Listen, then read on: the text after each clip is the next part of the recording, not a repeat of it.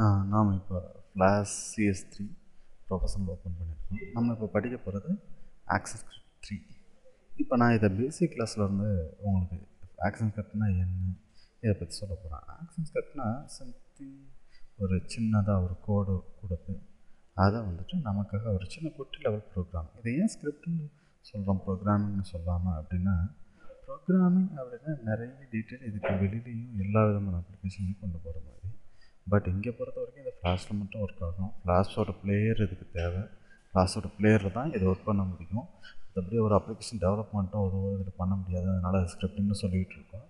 அது போக நமக்கு வந்துட்டு இந்த அப்ளிகேஷனை பொறுத்த வரைக்கும் இதுக்கு முன்னாடி இருந்ததை விட இந்த ஃப்ளாஷ் ActionScript 3 வந்துட்டு டோட்டலே ரீரிட்டன், கிரவுண்ட் லெவலிருந்து ஃபுல்லாக ரீரிட்டன் அப்படின்னு சொல்லலாம். ஏன்னா இதுக்கு முன்னாடி ActionScript 2 பொறுத்த வரைக்கும் அதோட ஸ்கிரிப்டிங் லாங்குவேஜில் இருந்து என்டையர்லி மாடிஃபை ஆகுது. ஏன்னா ஃப்ளக்ஸ், அடோப்போட ஃப்ளக்ஸை டெவலப் பண்ணாங்க. அடோப் ஃப்ளக்ஸில் இருக்க அதே ஸ்கிரிப்டிங்கை தான் இங்கே இப்போ நம்ம புதுசாக கொண்டு வந்திருக்காங்க. இப்படி புதுசாக கொண்டு வந்திருக்கிறதுனால இந்த அடோப்போட ஃப்ளக்ஸோட பேஸை தான் இங்கே கொண்டு வராங்க.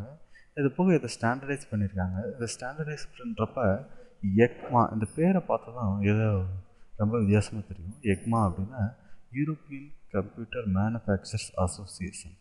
இந்த எக்மா தான் இந்த ஸ்ட்ரக்சர் எப்படி இருக்கணும், இந்த ActionScript எப்படி இருக்கணும், இதை பற்றி ஃப்ரேம் பண்ணி கொடுத்துருக்காங்க. இவங்க தான் ஜாவாவுக்கும் C++, இதுக்கெல்லாம் வந்துட்டு சாஃப்ட்வேர் இப்படி தான் இருக்கணும் அப்படின்ட்டு அவங்க கோடிங் இந்த மாதிரி தான் அமைப்பு இருக்கணும் அப்படின்னு சொல்லியிருக்காங்க.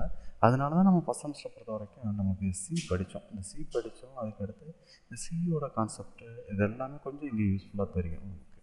இது அதனால தான் இங்கே சொல்கிறேன், இந்த ப்ரோக்ராமிங் பொறுத்த வரைக்கும் மற்ற விஷயங்கள் மாதிரி மனப்பாடம் பண்ணி எழுதிட முடியாது. முழுக்க ஸ்கிரிப்டிங் பேஸ் பண்ணி இங்கே கொண்டு போக போகிறோம். இப்போ நான் என்ன பண்ணுறேன், இதை வந்து ஜஸ்ட் நம்ம வந்துட்டு சம் ஃபைல்ஸ் எல்லாம் இங்கே கொண்டு வர்றதுக்கு முன்னாடி ActionScriptனா என்ன அப்படின்ட்டு நம்ம பார்க்குறதுக்காக ஜஸ்ட் இங்கே ActionScriptை பொறுத்த வரைக்கும் இதுக்கு ப்ரீவியஸ் வெர்ஷன்ஸில் வந்து ActionScript 2ல் வந்துட்டு நம்ம ஆப்ஜெக்ட் மேலே ஸ்கிரிப்டிங் எழுத முடியும். ஆனால் ActionScript 3ல் ஆப்ஜெக்ட் மேலே ஸ்கிரிப்டிங் எழுத முடியாது. ஃபஸ்ட்டு நான் இங்கே ஸ்கிரிப்டிங் எழுதுறதுக்காக என்னோடய கீ ஃப்ரேம் இங்கே இருக்குது. எனக்கு ஒரு பிளாங்க் கீ ஃப்ரேமோ அல்லது கீ ஃப்ரேமோ தேவை. இந்த கீ ஃப்ரேமில் மட்டும் தான் ActionScript ப்ளேஸ் பண்ண முடியும். இந்த ஃப்ரேமில் இருந்துட்டு ரைட் கிளிக் பண்ணிவிட்டு ஆக்ஷன்ஸ் இங்கே செலக்ட் பண்ணிக்கலாம், அல்லது விண்டோ மெனுவில் போயிட்டு ஆக்ஷன்ஸ் என்னோடய பேனலை செலக்ட் பண்ணிக்கலாம். இங்கே வந்துட்டு நான் ஃபோன் பண்ணுறதுக்காக நான் என்ன பண்ணுறேன், என்னோடய ஷார்ட்கட் மூலமாக Alt F9 போட்டுருவேன். Alt F9 போட்டாலும் இங்கே வரல. நான் இங்கே இப்படி டேரெக்டாகவே செலக்ட் பண்ணிக்கிறேன். It's tax little more time. Okay, ரொம்ப ஒன்றும் டைம் எடுத்துக்கல. நமக்கு இங்கே ஸ்க்ரீன் கேப்சர் பண்ணிகிட்டு இருக்காங்க. அதுக்காக இப்போ நம்ம இங்கே வந்து வேரியபிள்னு ஒன்று க்ரியேட் பண்ண போகிறோம். வேரியபிள்னா என்ன அப்படின்னா, பெருசாக இது ஒன்றும் கிடையாது, சின்ன ஒரு டப்பா மாதிரி. இந்த டப்பாக்குள்ளே சில தகவல்களை போட்டு வச்சுக்கிறோம். இப்போ நமக்கு வந்து டேபிளில் வந்துட்டு இப்போ ஒரு பெரிய ரேக் இருக்குது. ரேக்கில் வந்துட்டு நிறைய டப்பாக்கள் வச்சுருக்கோம். ஒவ்வொரு டப்பாலையும் என்னென்ன வச்சுருக்கோம் அப்படின்ட்டு இருக்குது. நான் இப்போ ஒரு டப்பாவில் இப்போ ஒரு க்ரியேட் பண்ணிப்போமே. இந்த வேரியபிளை க்ரியேட் பண்ணுறதுக்கு varன்னு ஒரு க்ரியேட் பண்ணி கோடு. இது சரி, இங்கே ஏதோ ப்ளூ கலரில் வருது. இது ஏன் வருது, என்ன வருதுன்னு தெரிஞ்சுக்கிறதுக்காக இப்போதைக்கு அது பேக் ஸ்பேஸ் பண்ணிவிட்டு நான் எடிட் மெனுக்கு போகிறேன். எடிட் மெனுக்கு போயிட்டு என்னோடய ப்ரெஃபரன்ஸ் செட்டிங்ஸ்க்கு வர்றேன்.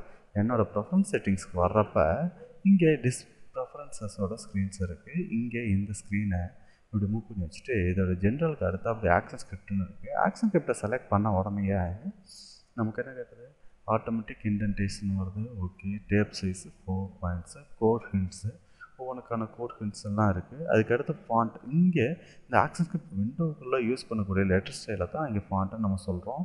இந்த ஃபாண்ட் வந்துட்டு Courier New வந்து ஒரு ஈவன் திக் ஃபாண்ட். இந்த ஈவன் திக் ஃபாண்ட்டை விட நம்ம கொஞ்சம் பெரிய ஃபாண்ட்டாக யூஸ் பண்ணிக்கலாம் அப்படின்ட்டு இங்கே வெர்டானா யூஸ் பண்ணுறேன். வெர்டானா நான் என்னை பொறுத்த வரைக்கும் இது எனக்கு ரொம்ப பிடிச்ச ஃபாண்ட். இதோட லெட்டர் சைஸை ஒரு 12க்கு க்ரியேட் பண்ணிக்கிறேன். ஏன்னா நான் இப்போ டீச் பண்ணிக்கிட்டு இருக்கேன். டீச் பண்ணிகிட்டு இருக்கப்போ நம்ம ஊரில் என்ன கொண்டு வரணும் அந்த டிஸ்பிளேயில் இருக்கிறது நீங்கள் பார்க்குறதுக்கு கொஞ்சம் வசதியாக இருக்கும். யூஸ் டைனமிக் ஃபாண்ட் மேப்பிங் இதெல்லாம் நமக்கு தேவையில்லை. இதில் foreground colour and background colour இருக்குது. அது போக கீவேர்ட்ஸையும் ப்ளூ கலர்லையும் ஐடென்டிஃபையர்ஸையும் ப்ளூ கலர்லையும் வச்சுருக்கோம்.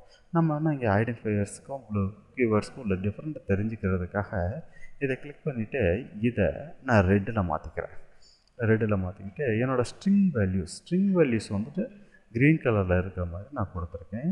இப்போ நான் இந்த ஸ்க்ரீனை ஓப்பன் கொஞ்சம் இதை என்ன பண்ணலாம், இப்படி கொஞ்சம் ஓகேவே கிளிக் பண்ணிடலாம். இங்கே செலக்ட் பண்ணிவிட்டு இதை ஓகே பண்ணிடலாம். ஓகே பண்ண பின்னாடி என்னோடய ஸ்க்ரீனை கொஞ்சம் எப்படி மூவ் பண்ணி வச்சுக்கலாம். நம்ம இப்போ ஸ்க்ரீனிங் டைப் பண்ண போகிறோம்.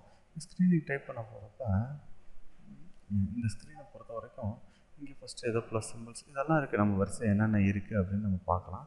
பார்க்குறதுக்கு முன்னாடி என்னோடய விண்டோவை இங்கே இருக்க பட்டனை ப்ரெஸ் பண்ணி இது கொஞ்சம் எக்ஸ்பாண்ட் பண்ணியிருக்கேன். எக்ஸ்பாண்ட் பண்ணால் நம்ம ஸ்க்ரீனை விட்டு வெளியில் போயிடுது. ஓகே, நான் இப்படி கொஞ்சம் இப்படி மூவ் பண்ணி இந்த அளவுக்கு கொண்டு வந்து நான் எப்படி வச்சுருக்கேன். பேக்கஸ்கிரிப்ட் ஃப்ரேம் வந்துச்சு. இங்கே நான் வேரியபிள்னு ஒன்று க்ரியேட் பண்ண போகிறேன். வேரியபிள்னால் என்ன அப்படின்னு நம்ம சொன்னால் ஒரு சின்ன டப்பா மாதிரி இந்த டப்பாவுக்கு ஒரு நேம் ஒன்று வைக்க போகிறோம். அந்த டப்பாக்குள்ள நம்ம நிறைய திங்ஸ் போட்டு வச்சுருக்கோம்னு வச்சுக்கோங்க. அப்போ இங்கே வந்துட்டு அந்த வேரியபிளை க்ரியேட் பண்ணுறதுக்காக VAR அப்படின்னு ஒரு கீ. இந்த VAR அப்படின்னு கொடுத்த உடனே வேரியபிளுக்கான கீவேர்டு இந்த ஆக்சஸ்கிரிப்ட் 3 பொறுத்த வரைக்கும் it's full and full case sensitive. அதனால் இந்த VAR வேர்டு ரொம்ப முக்கியம். அதுக்கு அடுத்து நம்ம ஒரு நேம் வைக்கணும். இங்கே நேம் வந்துட்டு நான் என்ன நேம் வேணால் வைக்கலாம்.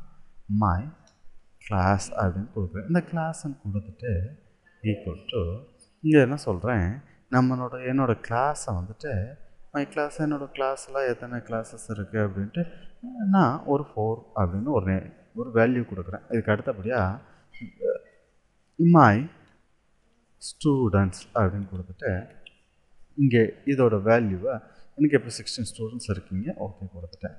வேரியபிள் டோட்டல்னு ஒன்று க்ரியேட் பண்ணுறேன். டோட்டல் க்ரியேட் பண்ணிட்டு இங்கே மை கிளாஸ்ன்னு கொடுத்ததுக்கு அப்புறத்து மைன்னு கொடுத்துட்டு அதுக்கடுத்து கேப்ஸ் யூஸ் பண்ணேன். ஆல்வேஸ் லோயரில் ஆரம்பிங்க. நம்ம ஒரு ஃபங்க்ஷன் க்ரியேட் பண்ணுறப்ப நான் கேப்ஸில் யூஸ் பண்ணிக்கலாம். இப்போ லோயரில் ஆரம்பிச்சுட்டு ஒரு வேர்டுக்கும் அடுத்த வேர்டுக்கும் உள்ள வித்தியாசத்தை இங்கே ஸ்பெஷல் கேரக்டர் வந்து அண்டர்ஸ்கோர் மட்டும் யூஸ் பண்ணிக்கலாம். அண்டர்ஸ்கோர் யூஸ் பண்ணுறதுக்கு பதிலாக என்னோடய மெத்தட் நான் என்ன பண்ணுறேன், செகண்ட் வேர்டை கேப்ஸில் கொடுத்துறேன். It's readability.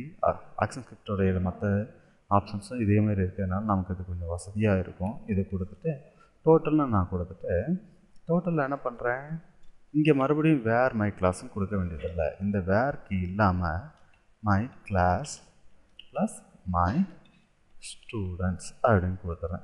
இப்போ நமக்கு இது ரெண்டும் கூட்டிடுச்சு. ஆனால் இதை செக் பண்ணி பார்க்குறப்ப இது நம்ம ஸ்க்ரீனுக்கு தெரியணும். என்ன தெரியணும், எப்படி தெரியணும் அப்படின்றதுக்காக இந்த வேல்யூவை நான் ட்ரேஸ் பண்ணி பார்க்க போகிறேன். ட்ரேஸ் அப்படின்னு கொடுத்துட்டு இங்கே ட்ரேஸ்னு கொடுத்த பின்னாடி இதை நான் என்ன பண்ணுறேன், டோட்டல் அப்படின்னு கொடுத்துட்டு செமிகோலன் வச்சுறேன்.